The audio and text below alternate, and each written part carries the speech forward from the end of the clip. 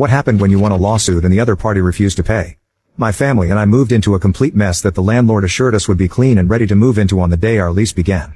It was not. The carpets were filthy and we had to shampoo them all, twice, just so that we could walk around in stocking feet. The stove and refrigerator were a fright, and old. The refrigerator tanked out about a week in. We bought a new one. The girl who moved out before we rented the place put all of her garbage into the garage, in our half. She also left around 16,463 old pizza boxes in our half of the basement. We needed 6 or 8 cans of scrubbing bubbles and scrubbies in the bathroom.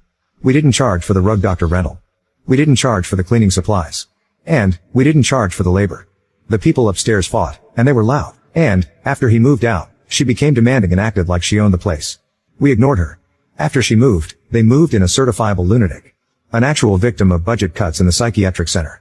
And, life got interesting. The guy would blast music suddenly at 3 a.m., and would either climb atop something and jump off, or pound something into the floor, again, at 3 a.m. We called the cops and they were very sympathetic and carted his crazy butt off to the hospital, over and over, for the required 3-day hold. The landlord cared not a whit. So, when the budget cut victim acted up, I called them. When he hung up, I called back. This, after we had the police inform them what was going on. The guy started getting threatening.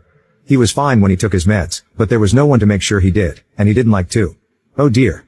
So, we told the landlords that we were going to move if they didn't do something, and eventually found a new place, and moved. The landlords didn't want to refund our security deposit, and made up a list of reasons.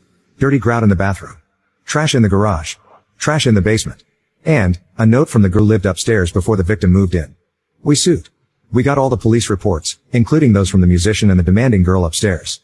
Lisa even had the receipts from renting the rug doctor, all the original cleaning supplies, and her notes about what the place was like.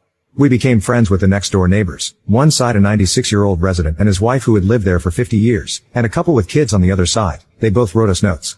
The landlord strode into court all confident and cocky, and thought he was going to have us pay him. The judge heard what we all had to say, looked over our stack of reports, receipts, and notes from the neighbors. He looked at the single piece of paper the landlord handed him, flipped it over to see if there was more on the backside, and said, "You'll get my decision in the mail."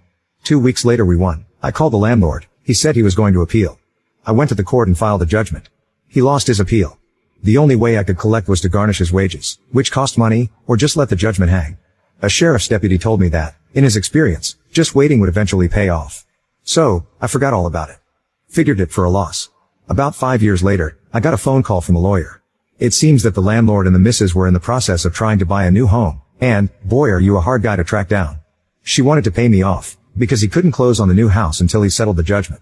I told her to let me talk it over with my, non-existent, lawyer, and could she call me back in a couple of days? I wrote down the phone number off the newfangled caller ID and when it came up, I ignored the call. I let him hang for 2 weeks. When I called the lawyer back I asked why she hadn't called. Then I told her that there was a little matter of interest and my trouble was that she made an offer. I said, no. He paid triple.